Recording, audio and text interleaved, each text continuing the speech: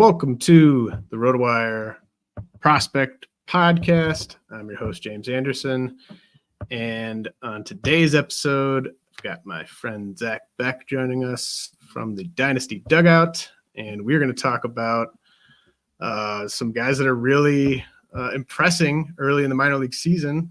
Zach's been doing great work over at the Dynasty Dugout, basically writing up prospects every day, just whoever caught his eye from the night before. So that's just been great. And so, I really appreciate Zach joining me. Zach, we obviously had the big news in between when I sent you the first rundown and when we started recording, and that basically took Jackson Holliday off of the Norfolk Tides talk, and now he's a big leaguer. I think it's very cool that the Orioles are chasing the PPI pick over the extra year control with Holliday. That definitely, this was like a rare case where the team was actually telling us the truth. They sent him down just because they had some lefties early on the schedule, and they did not wait until April 12th to get that extra year control. So very cool. Nothing really actionable here for fantasy. Holliday's rostered in even the shallowest of leagues, but any thoughts on the type of player fantasy managers are getting in this 20-year-old version of Holliday the rest of the way? Yeah. I was surprised to see him called up on the 9th. I thought they were for sure going to go for an extra year of control. And I'm not sure, just for a little bit of commentary on like team process stuff. They got him in one day under the deadline to be eligible for the PPI incentive. Which, you love to see. We're kind of taking Mike Elias at his word that this schedule was packed with lefties. But with him being eligible for PPI and also just being a few days short of getting an extra year of control, I do wonder if he struggles out of the gate, they'll send him down for a few days and retain that control anyway. If he's out of the rookie of the year race for whatever reason, obviously that would be pretty brazen, and I don't want to speculate. But you give a front office an inch and they'll take a mile. So we'll see how that goes. I'm excited for him. I think he profiles extremely well for points leagues. The hit tool looks for real, at least, on balls in play. His contact rates have been above average as a very young player at every level. There's really not that much to say that's novel about Jackson Holliday. Maybe the only thing that I'll add is he is still very young. He looks younger than he actually is, which is kind of hard to do. And I think it's going to take a little bit of time for him to grow into some of the damage on contact that we might expect from a top 3 fantasy prospect. So I'm expecting something like 15 home runs, maybe 20, 25 bags, 260 average, something to that effect. Projection seems to think he'll be about 10% above league average for the time that he's with the big league club this year. Yeah, and I should have mentioned at the start that Beck is kind of a points league prospects expert over at the Dynasty Dugout, so we will be putting a bit of a points league twist on this when it's applicable. I think that's well said on Holliday. I think it's going to be very fun to just kind of watch him evolve over the next few years, just because, like you said, he could add like 2 full grades of game power between now and when he gets to his prime. So it's just going to be fun to watch him develop. Definitely think you're going to get more steals than homers this year. But the team that he had been doing a bunch of damage for, the Norfolk Tides, have kind of been the talk of AAA, at least in the early going. We've just got guys putting on absolute mash fests every night, it seems. So now with Holliday off of the Tides roster, is there a hitter on that roster, that loaded AAA roster, that has impressed you the most in the early going relative to expectations? Yeah, it's a good question because there are a lot of them, and it's challenging for that reason. They have 8 hitters in their lineup with an OPS north of 1,000 through like a week and a half of games. Every day when I'm kind of scouring box scores to see what I want to write about on that day, it's like, I have to talk about Norfolk again, don't I? Of those, 8 hitters with an OPS above 1,000, I think like if we were taking temperatures right now on minor league MVP, should there be such an award, it would be Heston Kjerstad. He has been incredible. He has 6 home runs already. That leads the minors. It's also leading the minors in hits and RBIs. And And, I get some hesitation with him because he's a little bit on the older side. But for me, functionally, he's 2 years younger than he actually is because he missed so much time with myocarditis after the draft. Um, he actually has nearly as many home runs as strikeouts so far. So if that paints a picture of how good he's been, maybe my only hang up there, and we'll talk more about like the Orioles roster construction and what they do with all of these players later, but there's not a clear path to him playing in Baltimore every day. They're in kind of a tough spot where like you can't give away Anthony Santander for nothing. So he might just continue to mash at AAA for the next few weeks without any real word on a call up. Yeah, and we've got hard hit data up at rotowire.com from Sports Info Solutions, and I was looking at the leaders so far among AAA hitters in hard hit rate, and Heston Kjerstad's got a 56.3% hard hit rate this year, which is second among all AAA hitters behind Trevor Hauver. Blast from the past there. Not really that much of a prospect anymore, but I tend to agree with you. Kjerstad, I think, has really, like we knew he was a good hitter. We knew he was going to put up big numbers at AAA, but just doesn't, I think he's kind of showing very early that he's just kind of waiting his chance. There's not that much left for him to work on, I don't think, against minor league pitching. You talked about we'll talk about like the Orioles roster and sort of how these guys fit in. It kind of gives me more confidence that Kjerstad is going to be at least on the strong side of a platoon with the Orioles at their very best when they're sort of peak of their powers with this roster. They really liked Kjerstad in the draft, and I think that's something they probably want to see through. And I think that his left-handed power fits very well with the way they're going to try to construct that roster, especially given the dimensions of the home park.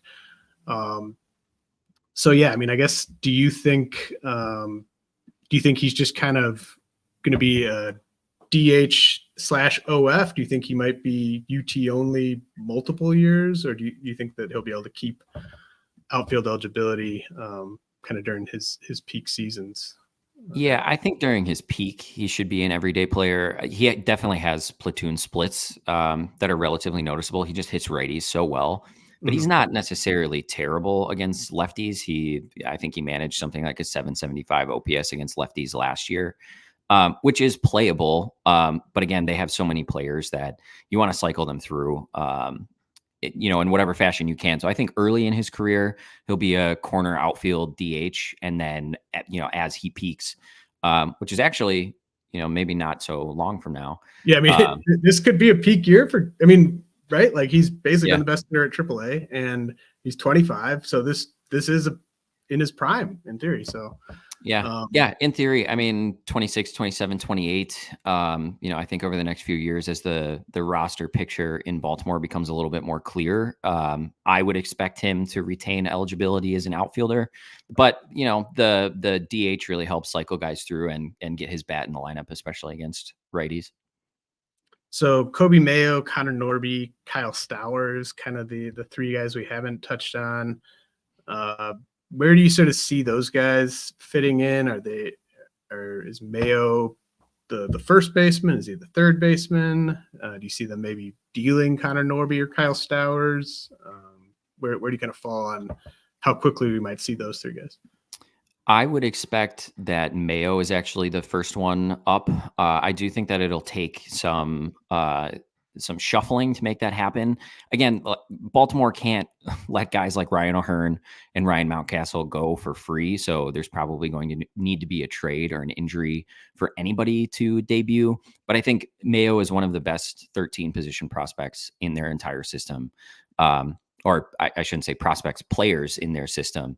And should get run at both first and third. I would imagine that he probably starts at third. You don't necessarily want to give up on a third baseman so early in their career. I do think long-term he's probably a first baseman, but again, Ryan O'Hearn and Ryan Mountcastle should be getting full-time playing time somewhere. It just might not be in Baltimore beyond this year or this trade deadline. Norby, He's been hot to start the year. I see his picture as way more murky than either of Kerstad or Mayo. They have both Jorge Mateo and Ramon Urias that, again, they can't let go for free. And with Jackson Holliday now being called up, there's just not a lot of room. So I see Connor Norby as maybe an average regular at peak, but probably not for the Baltimore Orioles. Yeah, I think he's the best prospect I could envision them moving this year at the deadline. I don't know if that aligns with where you're at, but I don't see them trading any other prospects better than Norby. We saw that they were able to acquire Corbin Burns without moving a Kobe Mayo, so I wouldn't expect them to all of a sudden start involving those guys in trade talks. I know you said you can't give away like Ramon Urias and Jorge Mateo for nothing. I think you could probably give Mateo away for very, very little. Obviously, the shortstop defense is really what he brings to the table. And then Ramon Urias, he's out of options. He's about to turn 30. He was worth less than a win above replacement in almost 400 plate appearances last year. I could see them designating Urias for assignment if they can't find a trade partner with him.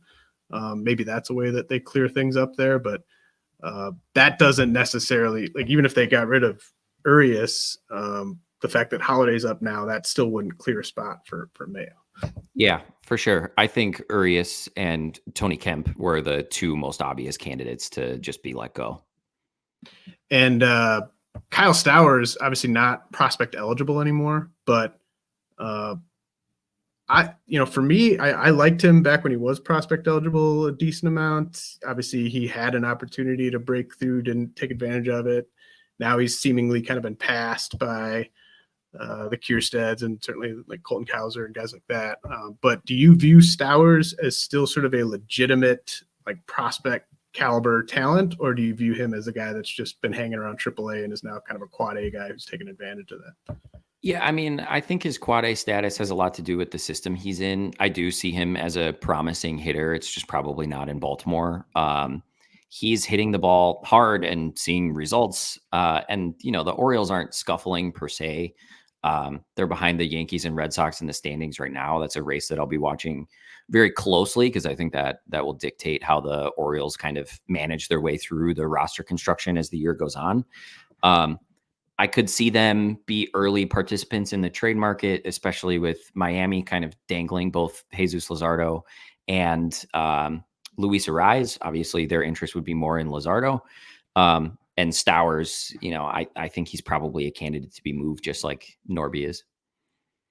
I mean, gosh, that Miami lineup, I mean, Stowers could find himself hitting like fifth in that lineup. Right. Yeah. And that's what you're going to see. I think if you see Kyle Stowers get moved, I think you'll see him slot in as kind of a 5-6 hitter on a second division team. And I think if Connor Norby gets moved, I think you'll see him settle in as like a number 2 hitter on a second division team. So just a wealth of riches there. On the pitching side with the Tides, Cade Povich seems like he might be the clear next guy up if they need to dip into that rotation.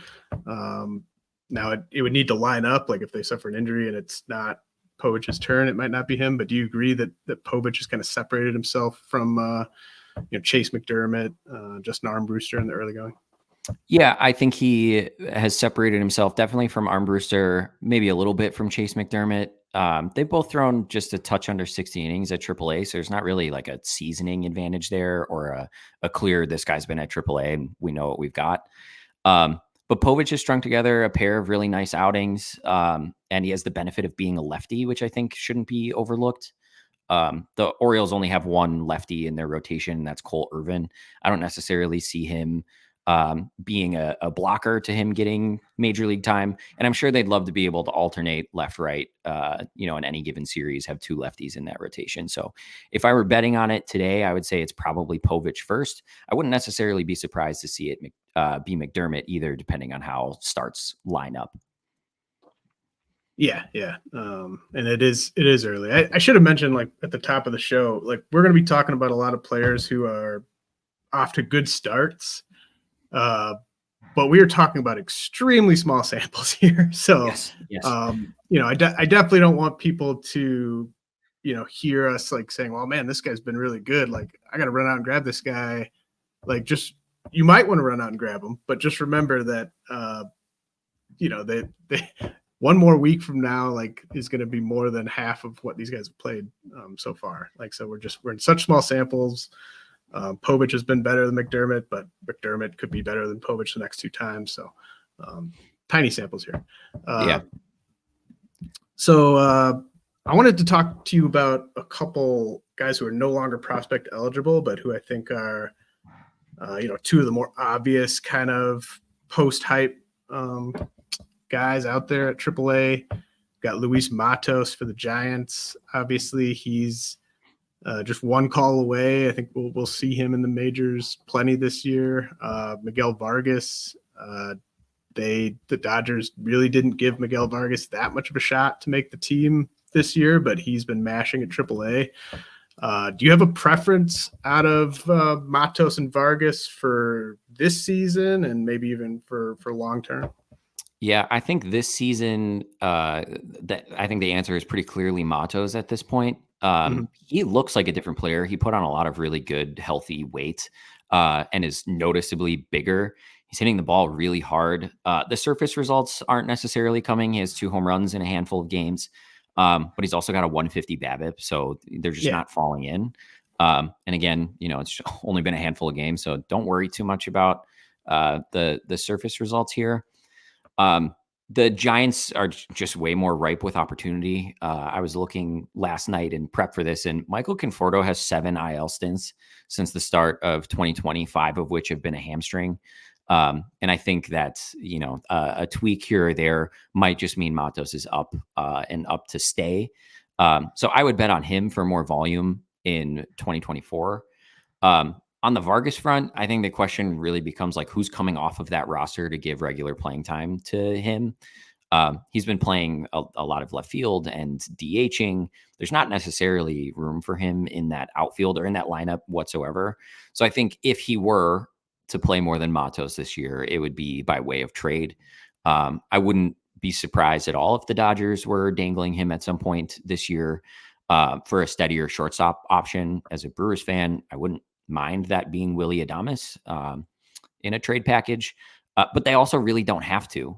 They're winning games. They have a historic offense. There's not really a pressing need for them to make a move right now.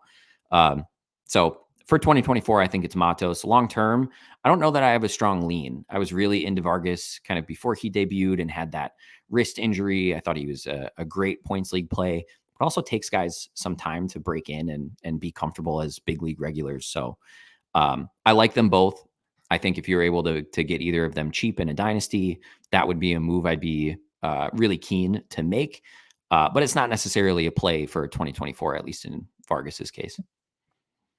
Yeah, it'd be great if Vargas was still getting time in the infield, specifically second base, because it does, like Gavin Lux, obviously he's missed a ton of time, but he seems like the weak link there, at least among, like, you got your Chris Taylors who are there just to kind of short side platoon and stuff, but they're under contract. And,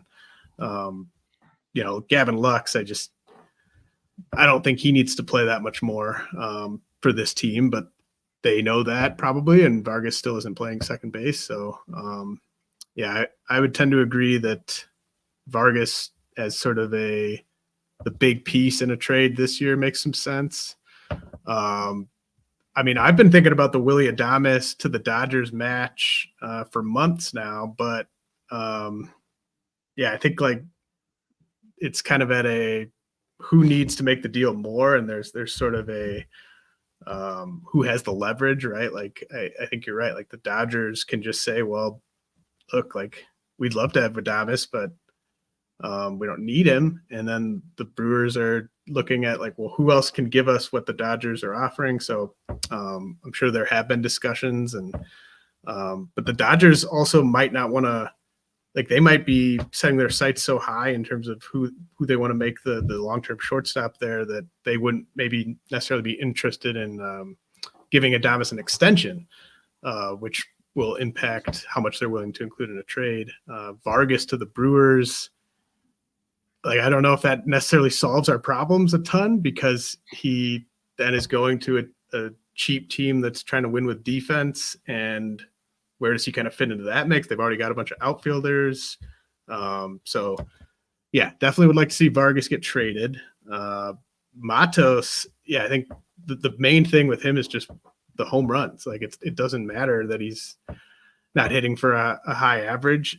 Just the fact that he's got the 2 homers in 6 games, that's awesome, because we know he can do everything else. So if Matos can just be like a 18 homer guy in that park, then I think he would be a good play in all formats. And 10% strikeout rate so far for Matos, and he's still just 22.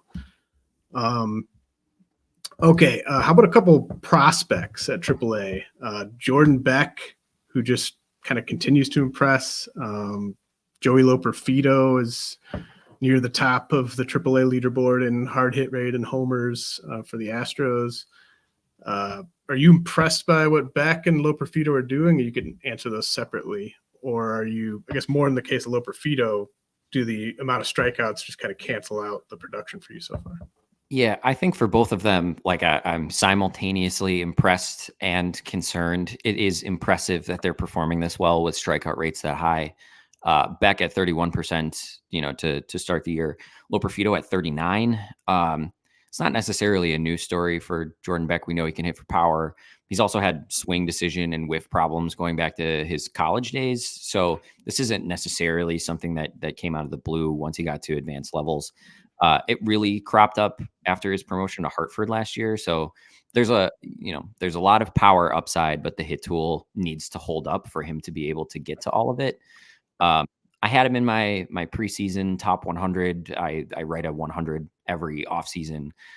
This one was 110 pages long. So look out for next year's and next January. Loperfido is actually maybe a little bit more concerning to me than Beck, simply because I kind of knew this was coming for Beck. I left Loperfido off of that aforementioned 100 because I didn't think the damage on contact at the time outweighed the contact concerns.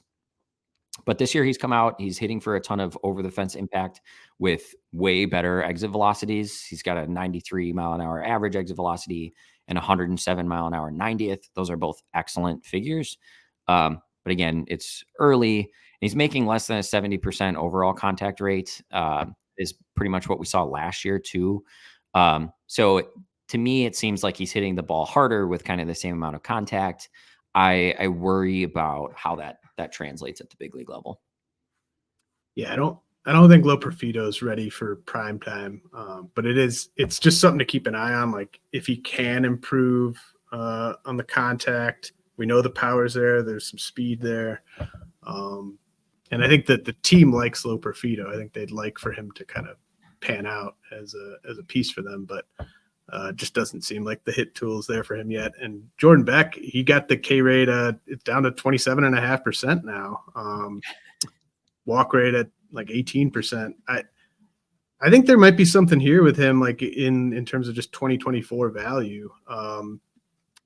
Just because there's going to be a spot for him in that outfield if he just kind of keeps doing close to what he's doing, not like 400 ISO all season, but if he just kind of keeps the strikeout rate around 28% with a bunch of walks, I kind of think the Rockies might give him a shot, because I expected him to go back to Double-A for maybe 4 weeks, 6 weeks, something like that, just given how he performed there last year. But them sending him straight to Triple-A and then him performing, it tells me the Rockies like him, and that he's one call away. He's going to turn 23 here pretty soon. He's physically built like a big leaguer, obviously. I mean, he looks like an NFL wide receiver.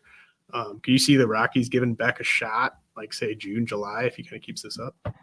Yeah, I think so. I mean, I don't really know what they have to lose at that point. I think, part of the reason I prefer Beck to Loperfido is because there's more opportunity. It's also, a better park.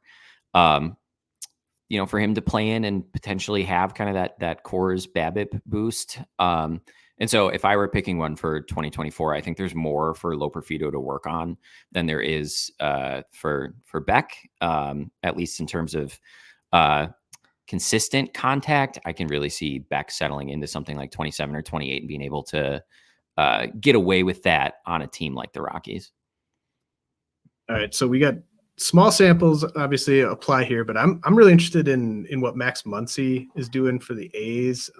They sent him to AAA this year as a 21-year-old. He was obviously very solid at AA last year, but he only played 51 games there as a 20-year-old, and he had a really high BABIP. You couldn't have faulted them for sending Muncy back to AA for a month or two, but they sent him to AAA, and he's just raking, hitting 345, just 4 strikeouts, almost as many hit by pitches as strikeouts so far for Max Muncy.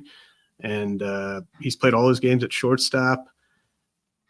Obviously very small sample here, but I added Muncy in a dynasty league this morning where about 250 prospects are rostered or so. So he might still be out there in some of those formats. Are you kind of buying some of what Muncy's been showing so far through 8 games? I'm watching very cautiously. I like the idea that a first round talent could blossom late, especially a first round prep talent. I think it's early. He has to show me a lot more in the way of physical tools manifesting to on-field performance over a longer duration. With that said, some of the underlying stuff is kind of just fine. 78% overall contact rate is fine. His average EV is 89 miles an hour. That's right around MLB league average. His 90th is 102. That's maybe a tick below MLB league average. So, especially in Oakland, I think he's destined to be a regular there. I'm not sure what that looks like over the scope of a full season at the big league level. But he looks like a fantastic athlete. I got a lot of looks at him in the AFL. He stood out for his athleticism there. I'm just waiting to see more. I think 250 prospects rostered is a good range to take a stab on him. Yeah, I mean the athleticism, it hasn't necessarily manifested in a ton of steals so far, but he does have 2 through 8 games this year. Do you see him as like having 20 steal upside long term, or is it more kind of in the 10 to 15 steal range? I think physically he may be equipped for that kind of season. But we know base stealing is kind of both a physical tools and a mindset. It's the culmination of both of those things. So, he hasn't really shown an inclination to run. I'm not sure if that is an Oakland A's kind of philosophy. We're not really doing that. Or if that's just I want to stay healthy and on the field, and stolen bases, anything could happen. So I think he has it in the tank to be a double-digit steals guy, maybe high double digits. But I don't know that it's his inclination to run that often. Sure. So that's Max Muncy, the 21-year-old shortstop for the A's. Let's talk about some old hitters at AAA quickly. Dustin Harris, he's at least been ranked by me for a long time. Spencer Horwitz with the Jays is I was kind of I've been lower on like Nolan Shanwell, and I kind of joked in an article this offseason that Shanwell could be basically Spencer Horwitz with playing time. Now, then there's Caleb Durbin, who is just such a weird player for the Yankees. He's like a ball of energy, and he's putting up interesting numbers. Let's start with Harris and Horwitz. Like, anything to see there? Harris, obviously, with the Rangers, Horwitz with the Jays, or do you think these guys are kind of just more quad A guys who are settling in against AAA pitching? Yeah, I mean, Harris had a really weird 2023. He was coming off of a wrist injury coming into the season, and I wonder if that contributed to his down year. He did look kind of like a quad A guy to me, when I was watching. It was an 809 OPS for Harris last year with 14 home runs and 41 stolen bases. So maybe the intrigue is like, this is a guy that could play a first base or a left field and contribute in the steals category. But also that performance came in the Texas League and PCL, which are hitter-friendly leagues. And his average exit velo wasn't awesome. It was pretty firmly below average. So I wonder about the wrist. Contact rate was pretty average. I'm waiting to see if any of that performance, that we saw in like 2021, rebounds in any material sense. But Texas is going to be a tough lineup to crack, and he just might hang out in AAA for a long time. For Horwitz, he got a small taste last year. He was solid in 8 games, which is to say that doesn't really matter at all. They have called him up in the past and he played fine.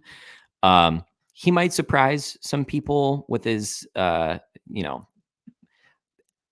solid he can be, but it's hard to make room for a 26-year-old first base DH kind of guy. So that is tricky and may also contribute to him just being a quad A kind of up and down depth piece. And then Caleb Durbin, he's not going to turn into anything for fantasy, right? Wouldn't that be fun? For those who are debatable. For those that aren't aware, Caleb Durbin stands a mighty 5'6". I also saw him in the AFL.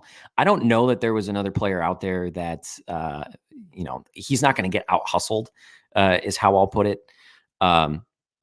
The track record for major leaguers that are 5'6" is not awesome, and I won't accept Jose Altuve as like an exception that proves the rule. He might surprise some people with his speed and hit tool, but he doesn't hit the ball particularly hard, which you may expect from a guy his size. And it's just a really tight rope to walk. So I wouldn't necessarily say that there's a ton of fantasy intrigue here, but he is, one of my favorite players to root for. So Durbin has 2 strikeouts and 8 walks through 9 games. So he's got 7. He's almost got as many steals as walks. He's got 7 steals, and he's almost got as many home runs as strikeouts. He's got 1 home run. But yeah, I don't know. I've never ranked him. Maybe I will add him to the bottom of the list on the late May update. We will see. But just fun numbers so far for Durbin, and he walked more and he struck out at AA as well. So kind of comes with being 5'6", I guess. But interested to sort of see how his career goes from here. Okay, let's head to a quick break. When we come back, I'm going to ask Beck about the hottest hitter at single A who's been added in all my dynasty leagues since the start of the season. So keep it here. Before I get to the message from the sponsor, I do just want to say that it's really cool that So Rare is using our player notes on their site right now. So that's awesome. Love that we're partnering with So Rare. And for anyone who's watching the video on YouTube, please give it a like and subscribe to the channel. That really helps us out. And if you're a subscriber, come hang out with me on Discord, rotowire.com/chat if you want to find that. Finally, baseball is back this MLB season. Knock it out of the park with vivid seats and score great tickets to the biggest games of the year. Every fastball, every home run, and every eye-popping play of your favorite team live and in person.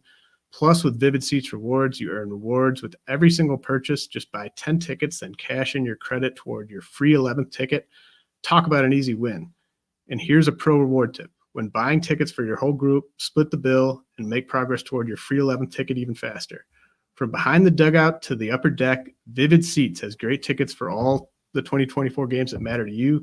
Just visit vividseats.com or download the app today. Vivid Seats. Experience it live. See vividseats.com/rewards for terms and conditions. Do you ever think back to the golden days of fantasy football? When it was all about the love of the game, the camaraderie, and yes, the bragging rights? Well, our friends at Demand DFS are bringing those days back with their revolutionary app that's changing the game for fantasy fans everywhere.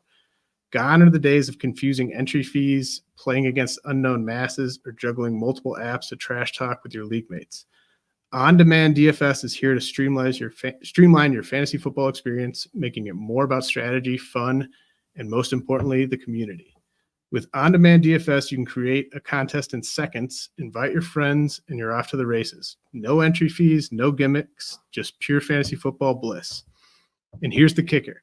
You're not limited to current season players. Imagine crashing your dream lineup from over 5,000 NFL legends and today's stars using real historical data to simulate the action. And for those who hate the wait, you'll love Turbo Mode. Contests wrap up in minutes, not hours, keeping the excitement going all week long. Download the On-Demand DFS app now and get started with a 30-day free trial. Dive into a fantasy football experience that's rich in history, strategy, and most importantly, fun. It's time to create your legacy with the ultimate lineup of legends and live out your fantasy football dreams like never before. All right, we're back, and I teased it a little bit, but Zyhir Hope, the man who was kind of the lottery ticket position player, along with the lottery ticket arm and Jackson Ferris that the Dodgers got back from the Cubs in the Michael Busch trade. We know about Zyhir Hope's kind of loud tools. Alex Jensen was pumping him up from just what he saw of him in the complex league last summer. And he's hitting 353 with 3 homers and a steal through his first 20 plate appearances at Single A.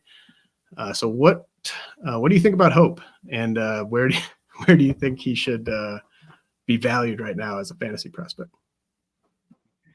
I am pretty in on Zyhir Hope. When Alex Jensen speaks, I tend to listen. He's a very smart guy. And Hope has been fantastic, both in the complex and early this year. He's hitting for more impact than I thought he would. He was kind of billed as, a speed kind of toolsy guy. And there were questions about kind of the impact and hit tool.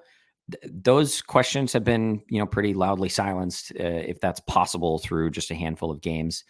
He's got a couple of home runs. He has been very impressive. And so I kind of have him like in what I would call my fun bucket of prospects that are between 100 and 150 guys that I'm really into, but it's still, we have to wait and kind of see where this goes. And just as an aside, I think every dynasty player should probably have at least one roster spot that you're using just to churn prospects in your minor league slots. And Hope would be one that I would be using to snap up early.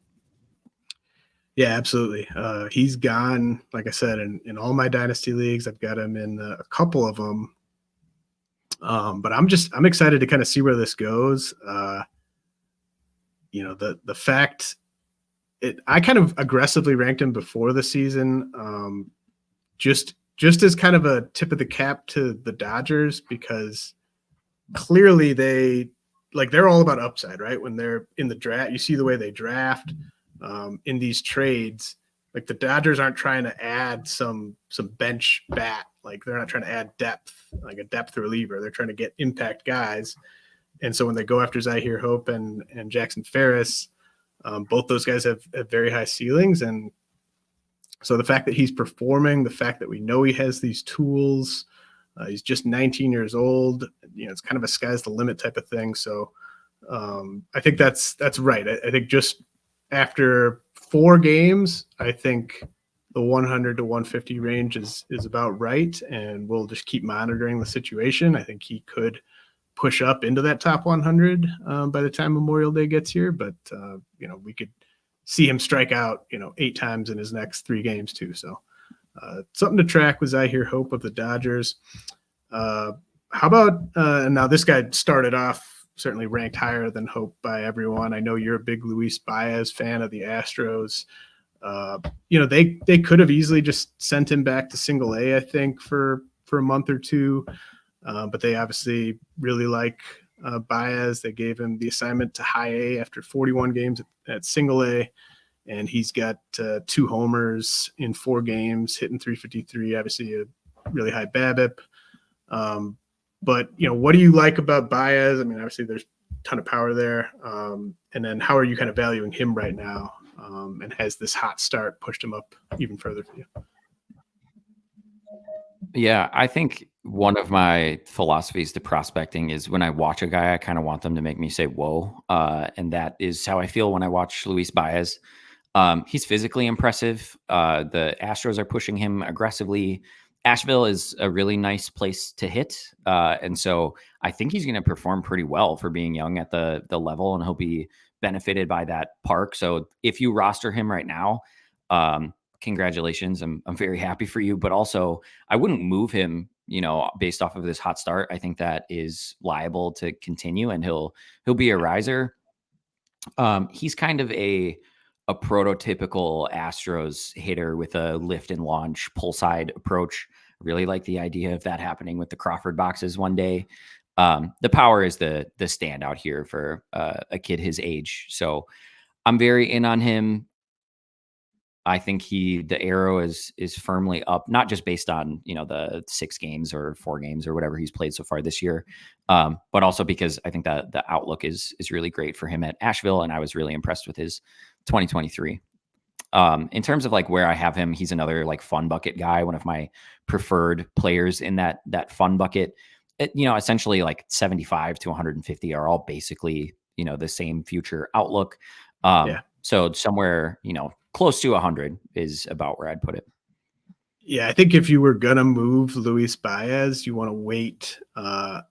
You want to wait till like right before he gets the call to Double-A, maybe right when he does get the call to Double-A. Because like when a guy's at Asheville, you just let him keep raking at Asheville and building up his fantasy value, because the numbers will be pretty extreme with Baez, and usually it's like college hitters there putting up big numbers. So the fact that he's just 20, he'll be checking a lot of boxes for people.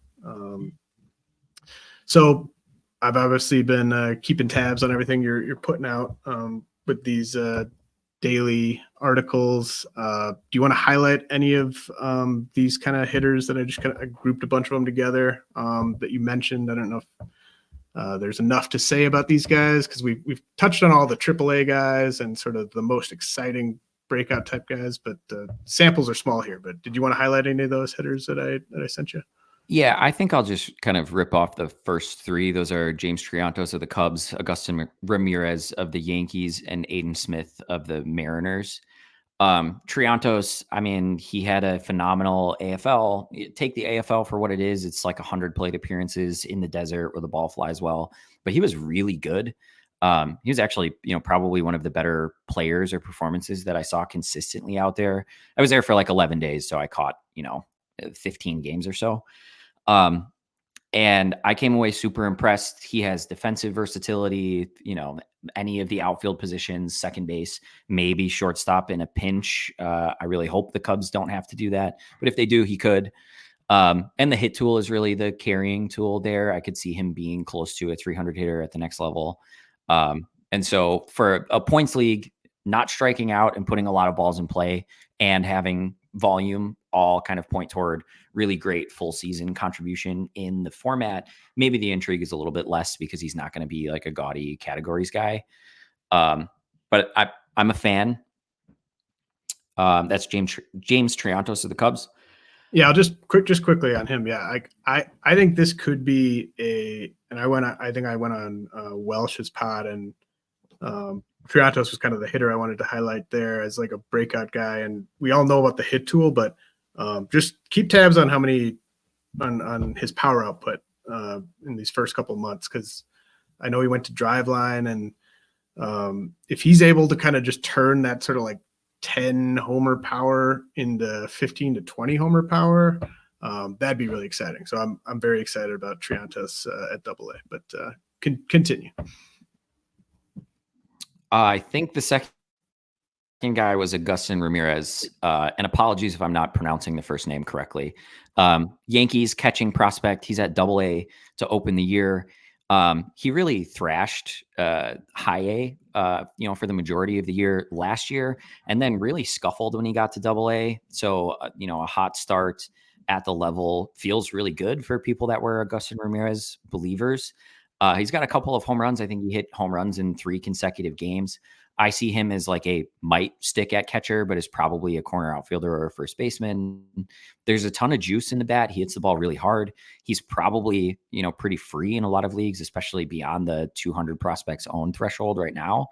And for my money, I think he's probably, the most promising offensive profile they have in their system.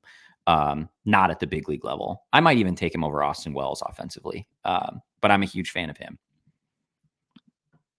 Do you like because Ramirez and Ben Rice are on the same team right now, which is interesting because he's kind of doing what Ben Rice did there last year.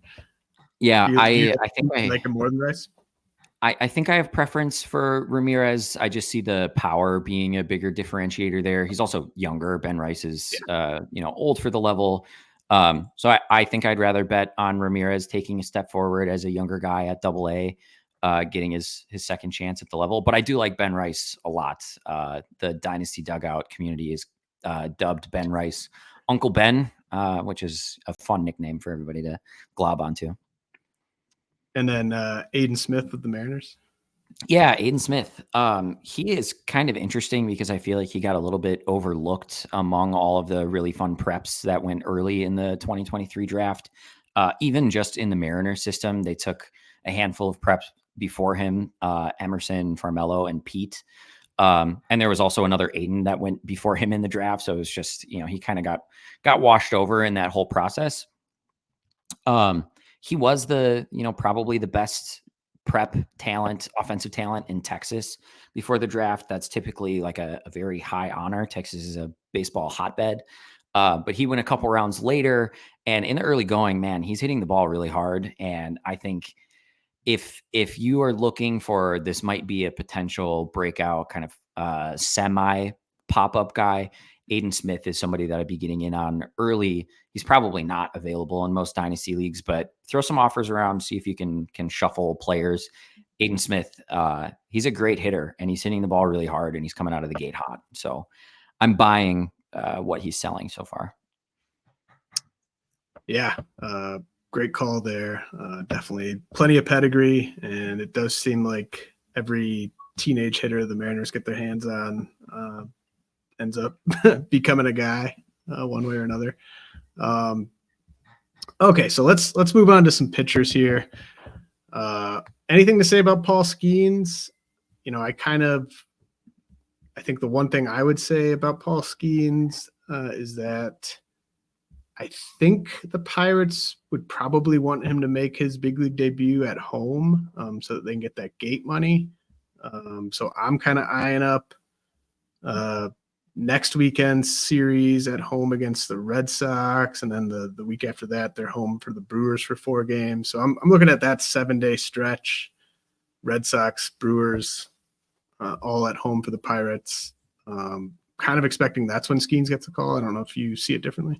I think it'll either be then or it'll be sometime in May when the Super 2 deadline comes into clearer focus. It's usually between 40 and 60 days into the season. So that would put us somewhere in May. I do think he's ready. Like the quibbles with him are like fastball shape and can he throw every 5 days with the same intensity that he did at LSU? I think let him figure that out at the big league level. I don't, especially with so many arms getting hurt, doesn't really make sense for him to be throwing for Indianapolis when he has proven he can hold, his velocity 90 pitches into a game. And he's kind of making a mockery of the level so far. Yeah. And I mean, he threw almost 130 innings last year. So if you just promote him in like 9 days, basically, which is kind of what I was talking about, I don't even think you'd have to manage his innings that much the rest of the way. Like he's going to push up to 160. I think it's pretty easy. So I think just get him to the big leagues, get those bullets up there, get that gate money whenever he's on the mound. So Paul Skenes is great. Hopefully you're rostering him somewhere. Christian Scott of the Mets is rostered in every dynasty league, and I have a feeling at some point this year he'll be rostered in every redraft league when he gets the call. Do you think Christian Scott is the best pitching prospect to stash right now other than Paul Skenes? I think that is kind of a crowded it's crowded at the top of the mountain for best stash, after Paul Skenes. I am a huge Christian Scott fan. He's really fun to watch. His first outing of the year, some people who were watching him live in the stadium were telling me that he looked like a rehabbing big leaguer, not like a prospect, still trying to work his way up. And so, he's rostered everywhere, but I like him for 2024. I think maybe the only question with Christian Scott is He only threw 87 innings last year. I don't know like how much is really in the tank for this year. If you want to push him to 110, maybe we'll see. He was also a reliever in college, so the innings is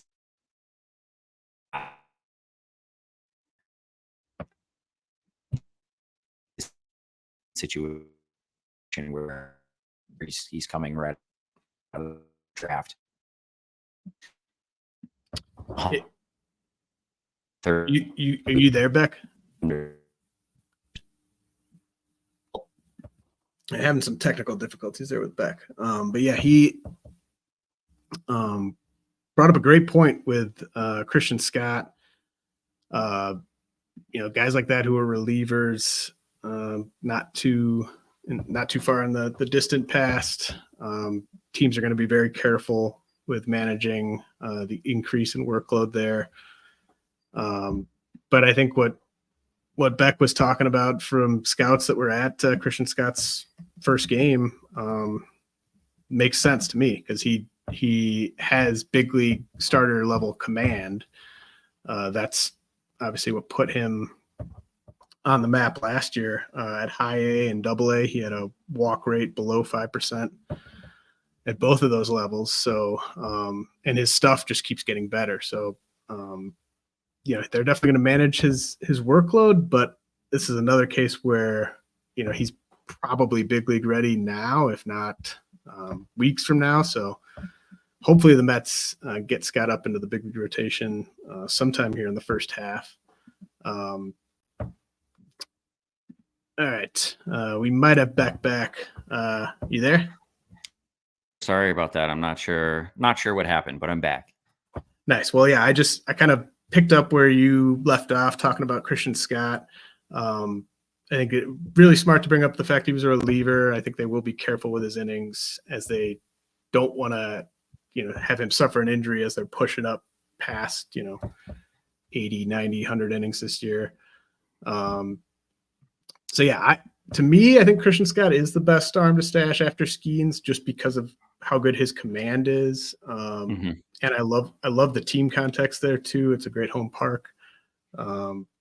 But yeah, I'm actually kind of getting excited about bidding on him in some redraft leagues once he gets thrown into the player pool. I know that he's a well-known name, like even among kind of high stakes redraft players, just because everyone looks at the walk rate and gets all excited.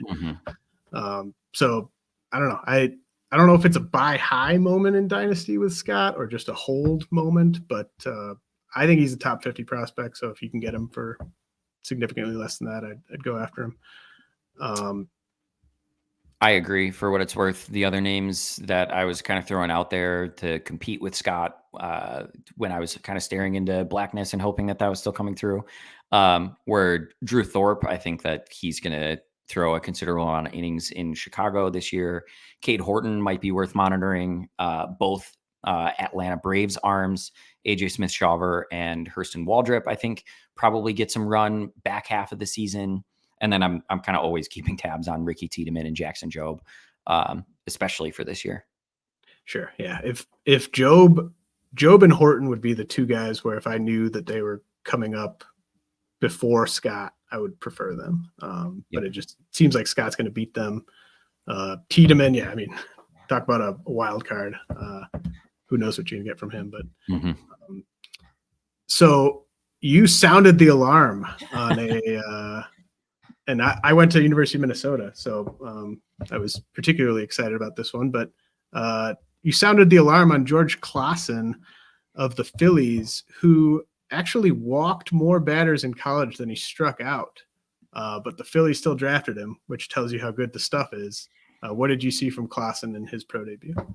I think, sounding the alarm is a relative term. This is a guy that I watched one start and I was like, his stuff can't stay at this level. He looks like a different guy.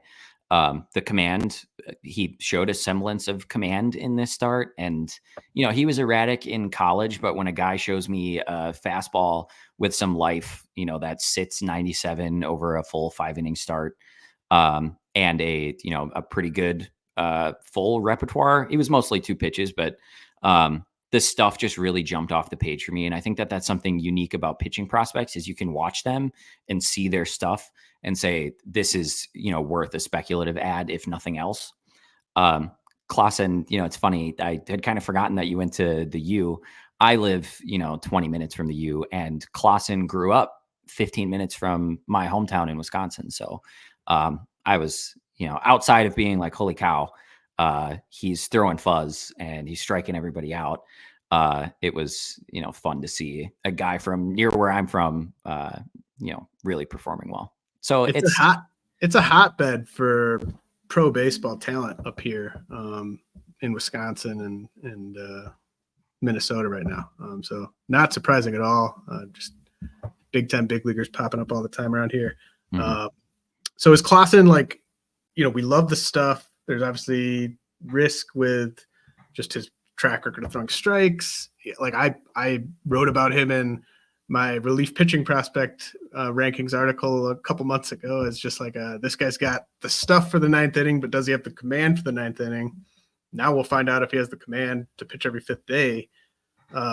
Is he kind of borderline top 200-y for you just based on the upside, or are we not quite there yet? Yeah, I think the borderline top 200 feels right, especially, and maybe this is a points league lens coming through.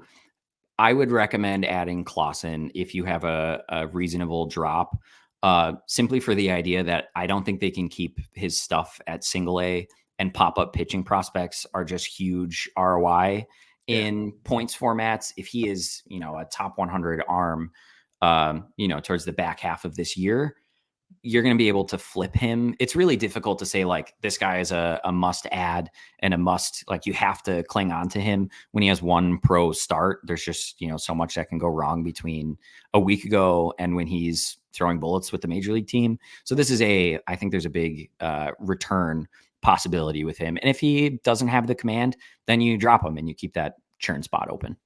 Yeah. And I couldn't agree more with the idea of keeping a churn spot, maybe even two churn spots if you've got, a deep enough bench. But yeah, like the ROI because like you said, like with pitching prospects, you can tell right away.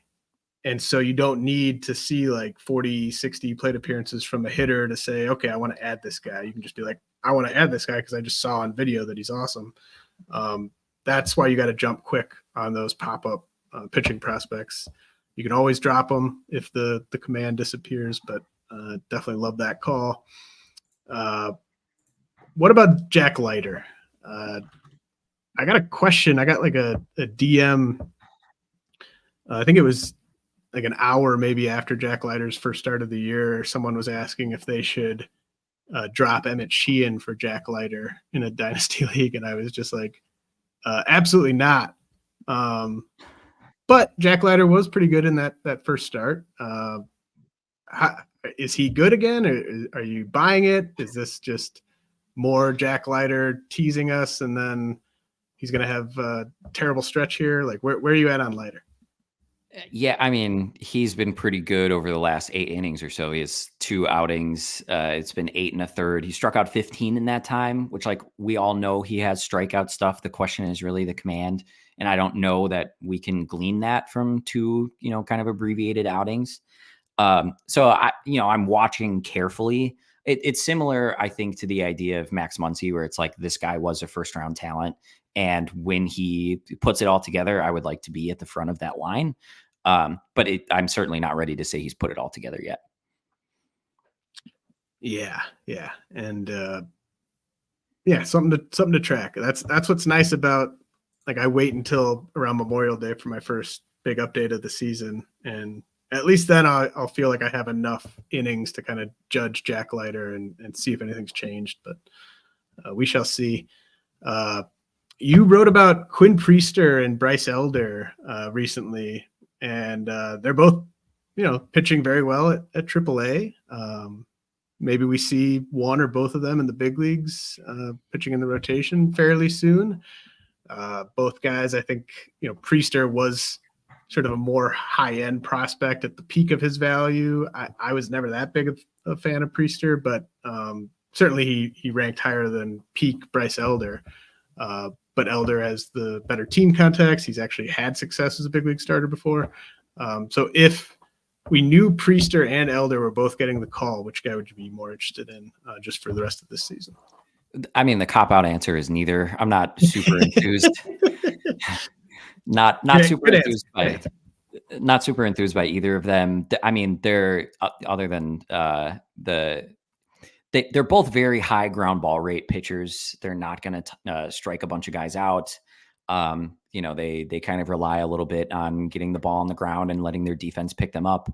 I think if I had to make a lean here, it would be Bryce Elder, simply because, the team context, and we've seen him do it before at the big league level. But I wouldn't be running out, for either of them. Priester's stuff looks pretty. I'll give him that. It doesn't grade particularly well. It hasn't really gotten results. But if you're watching him, you might be like, I like what's going on here. He just hasn't gotten the results that you'd like. Yeah. I mean, it's definitely, the right answer to say I don't want to add Quin Priester or Bryce Elder. But I think a lot of people in these trying times are having to make decisions they don't really want to make on the pitching side. For instance, I picked up Cooper Criswell in a dynasty league today, just because he's been okay at AAA through a couple starts and might get into that rotation. So, and I know my guy Danfu was talking about Jose Soriano with the Angels. So we've got guys of this caliber who are getting picked up just because there's a slight chance they could be good and they're in a rotation. So I think ideally you don't have to ever rely on a Priester Elder, but we'll see how healthy everyone's rotations are. So I think Landon Knack of the Dodgers and then Jhonathan Diaz of the Mariners. I think they're both 26 or 27. They've appeared in your write-ups earlier this season. Either guy a prospect, or are these just old guys beating up on slightly younger hitters? I think maybe I feel more that way. Like this is an old guy kind of getting his reps in at AAA for Jhonathan Diaz.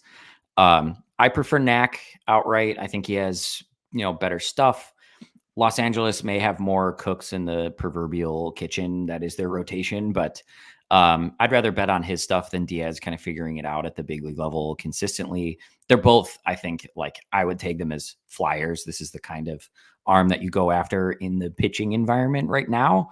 I'm not sure how much clearer the path really is for Diaz. I mean, Brian Wu is ostensibly returning at some point. And that's a pretty nice rotation from top to bottom. So it would take some disruption there for him to get real reps as a starter. So Diaz is probably closer in the event of an injury, but I would rather bet on the upside with Knack. Yeah, Knack seems like he's a real prospect. It's just kind of like if you're like ninth on the Dodgers starting pitching depth chart, it's how excited can you get about a 26-year-old guy? Speaking of old guys who are buried on the Dodgers depth chart, what do we do with Kyle Hurt here? He's made a 2-inning start at AAA, a couple 2-inning appearances of the big league bullpen. Is he just going to be up and down all season as kind of a bulk reliever? Should people give up on the dream of Kyle Hurt, the big league starter? Should we almost be hoping at this point that he becomes like the setup guy and is one injury away from getting saves? What are you doing with Kyle Hurt right now? I think for this year, they're keeping him just in place for pitching depth. He's going to be a bulk guy that could make a start if you needed him to, but it's primarily used out of the bullpen as an up and down guy as the schedule dictates. And he's been pretty good in that role, the 2 to 3 inning spurts, at least in 2024. I think beyond that, you hope maybe he blossoms into a starter or there is some sort of opportunity there, but the situation is so hairy. They have Walker Buehler coming back at some point. Sounds like imminently. And the rotation is already so good that maybe the long-term outcome is he's, a setup guy who is, as you said, one incident away from being the closer. But I do think he's up and down, and I do think it's going to come in 2-3 inning spurts for 2024. Yeah, I lowered him on my late March update just because it just seems like we're kind of in this. There's no real end in sight necessarily like I'd love for them to just pick, like we're developing you as a starter. That's all you're going to be, or we're moving you to the back of the bullpen. That's where you're going to live. But right now he's in that in between land where, you know, he could very easily get injured before he's in a fantasy viable role. Totally. I think that's going to be really frustrating for fantasy managers this year, but is frankly like good process by LA. It's a great way to leverage his skill set to bridge kind of those middle innings. So I don't necessarily see that changing for the balance of the year. So Landen Maroudis, draft pick of the Blue Jays last year, prep arm. He's someone that you've touched on. I regret not ranking him. I don't think I ranked him at all on my top 100. I thought about it, but certainly looks like he should be ranked at this point just after one start. What's the stuff like with Maroudis, and where is he kind of settle for you, at least in your head, of where he should be valued right now? Yeah, I've got him, in a similar range to Klassen. I definitely prefer Klassen just because he's not a prep righty. He's a college righty who could move a little bit quicker. What I saw in Maroudis start, both of his secondaries that he was leaning on were really, really good. It was a 5-inning relief start. He came in after Alek Manoah gave up 7 earned in 2 innings or whatever the outing was on Sunday. And I mean, he was getting silly swings out of a pretty good lineup that Detroit was rolling out there that included Josue Briseño and Max Clark. It's kind of a tight slider or bullet slider, not a lot of movement there. And then a power curveball that was dominant. I mean, he was burying that thing in the dirt and nobody knew what to do with it.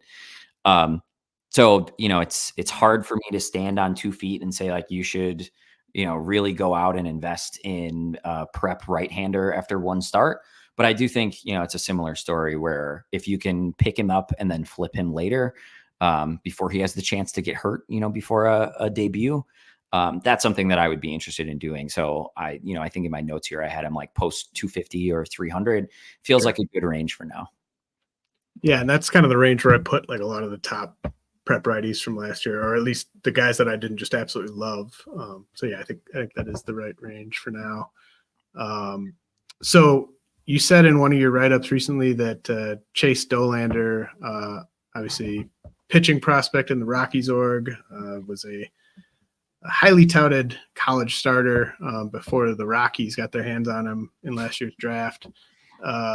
You were saying it might be short-sighted to devalue Dollander in fantasy. Obviously, most people are devaluing him because he's a Rocky starting pitcher. But like, can you kind of expand on that? Like, what do you mean in terms of like where would you value him? I guess, and there might be like a points league tilt to this. And how good does Dollander need to be in the minors for you to believe that he could be a useful big league starter for the Rockies in fantasy? I think it's a great question. And I don't know that anybody has really cracked the, like, what do we do with Rockies pitching prospect, equation yet. I think, and his start wasn't televised, so I can't really tell you like, how did the stuff look in that first start? It was mostly predicated on, I'm getting a lot of DMs, around FYPD time that are like, who should I take? This is my board. And Dollander's available, but he's at the bottom of the queue and we're sitting in like round 4 of a 15-team league. And that feels like maybe a bridge too far for the presumptive top pitching prospect going into his draft year. So, I think like, no sudden movements on one start, but generally speaking, I think Dollander's probably undervalued just by public perception and what I'm hearing in DMs and in our Discord community and what have you. It's tough to say if the quality of stuff, in his first start was closer to what we saw in 2022 or we're dreaming on going into his senior year. His draft year. But I think you can probably get him for cheaper than he should be valued. As the presumptive top college arm coming into the year. I don't know what he would have to do to like really make a jump. I think like I would want to see him be close to the majors and pitching well against advanced hitting. He's always going to be dinged because of cores, but he has the potential to be a very effective pitcher kind of regardless of ballpark. And I think people forget that the Rockies, obviously not literally people forget this, but it's overlooked a lot that the Rockies play 81 games outside of Coors as well. So he's not totally useless in that regard. Yeah, it's so tough to know where to slot a guy like that. I don't have him ranked at all, but it's easy to make a case. Like you could look at the guys I've ranked in like the 350 to 400 range and be like, well, do you think this guy is more likely to be fantasy valuable or viable than Dollander? Probably a fair argument there. Well, and I think the other thing is I think Dollander's a surefire big leaguer, which counts for something. Like I don't really see a world where Dollander doesn't at least pitch in the big league rotation at some point, which, when we're talking like 250 and beyond, some of those guys, we don't know if they'll make it to the big league level. So that is maybe, a smaller feather in Dollander's cap. I think the last Rockies starting pitcher that I used in fantasy was probably German Marquez, and probably 4 to 5 years ago. And then there's the other aspect that when Dollander gets to like AAA, the numbers probably aren't going to be that great. So you're not going to, because he's going to be pitching in the PCL, and you're not going to know. It's kind of like, well, at what point in his big league career am I going to be like, okay, I'm starting him this week? And so that's just it's scary when it's a pitcher and they're over a year away from the big leagues and that type of thing, or theoretically over a year away from the big leagues. But I think the Rockies, it might be reticent for them to have him skip over the PCL entirely. I don't, necessarily know why you would need to subject him to that before, then subjecting him to Coors Field. But yeah, I get the hesitation. I think like you can probably buy him when he's closer to debut and feel it out from there. There's not necessarily a reason to go out and roster him right now and wait kind of all of this out. Yeah, it definitely made me think when you were writing about Dollander. So Adam Mazur with the Padres got a bump from me before the season. He so far probably needs another bump. He's been great. Obviously, you love the future home park there. Mazur turns 23 here in a little under 2 weeks. Was fantastic in his first start at AA this year. Pitched 38 innings at AA last year. Where are you at on Mazur? Is he already kind of a borderline top 100 guy? I consider him for the 100 that I wrote in January. I was watching back some of his starts from last year, and I ultimately landed around 125, which means he wasn't on the write-up at all. But his stuff looks really legit. It's a heater with excellent life, and he locates it really well at the top of the zone with kind of a high 3/4 release. And a slider that plays off of it really well. He's able to bury it. He's able to throw it, kind of back leg to lefties.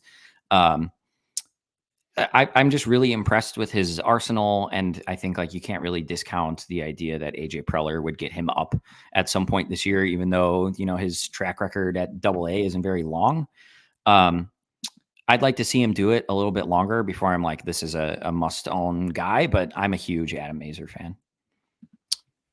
Yeah, they've got some interesting arms on the way. Do you think we see Mazur first or Robbie Snelling? I think it'll be Mazur. I don't know.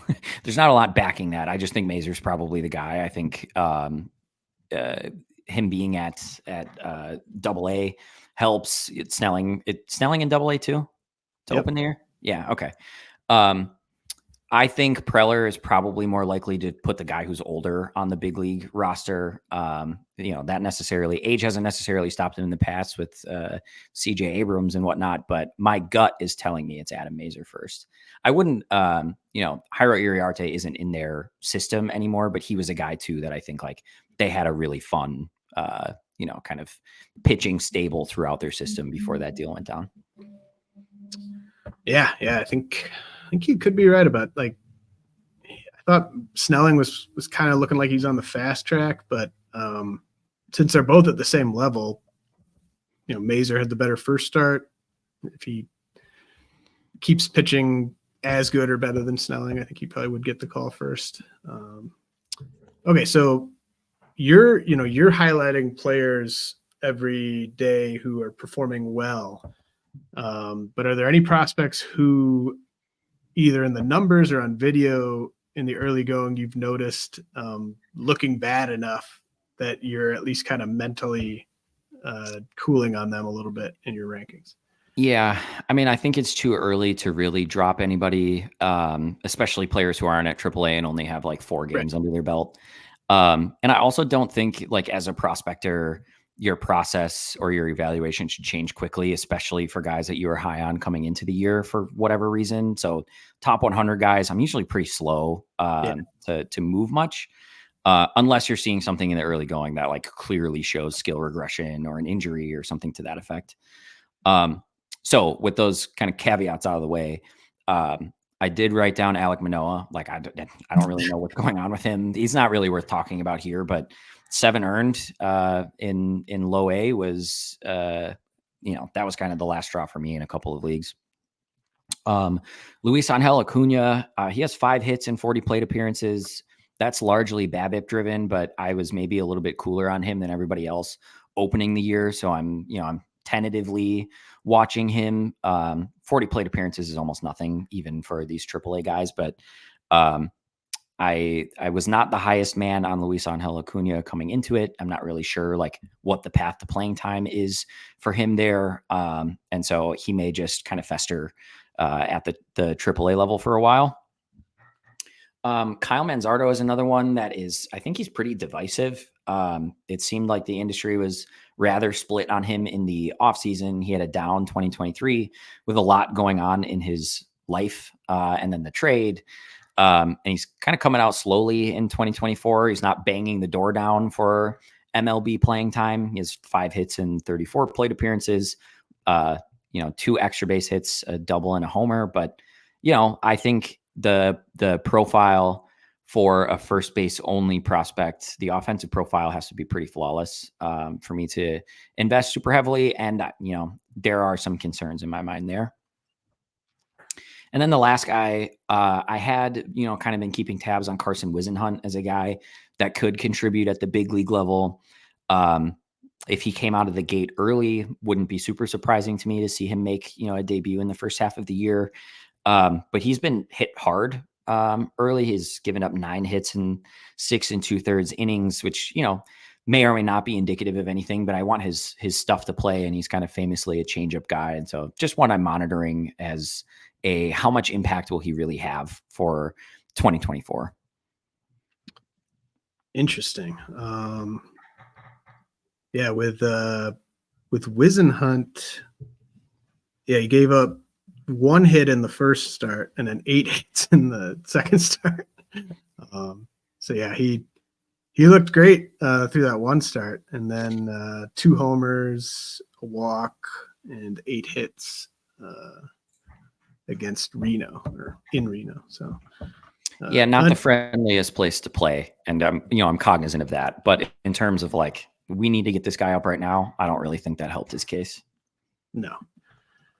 All right, great. Zach Beck of the Dynasty Dugout, awesome stuff. What can you let our listeners know about in terms of where they can find all the great content you're pumping out? Yeah, all my stuff goes up on my Twitter page, links to basically everything I write. It's at @upper_Beck. Everything lives on the Dynasty Dugout as well. We've talked a lot about, kind of the work that I'm doing. I'm doing quarterly prospect and dynasty rank updates for points leagues. I'm putting out a daily article every single day that there are minor league games going up on the site. And then every year I kind of do that annual, really long breakdown of my top 100. So my Twitter page or the Dynasty Dugout is where you can find me all the time. Awesome, man. Well, really appreciated you coming back on the pod, and keep up the good work. Thanks.